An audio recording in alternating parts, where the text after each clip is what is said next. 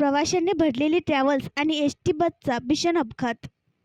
Travel बसच्या अपघाताचं सत्र संपत नाही. केळझर येथे ट्रॅव्हल एसटी महामंडळ बसचा भीषण अपघात झाला आहे.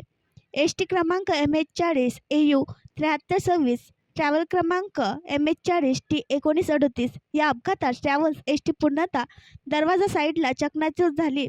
अपघाताची माहिती मिळताच केळझरचे पोलीस पाटील यांनी सेलू पोलीस स्टेशनला माहिती दिली.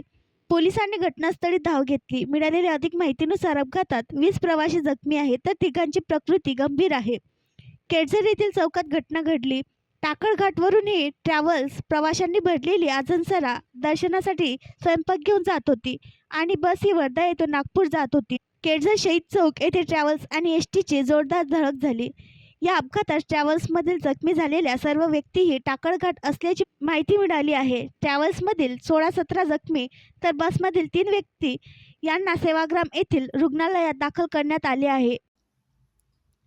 आणखी नवीन व्हिडिओ पाहण्यासाठी आमच्या देशमुख एक्सप्रेस न्यूज चॅनलला सबस्क्राईब करा, लाईक करा आणि शेअर करा.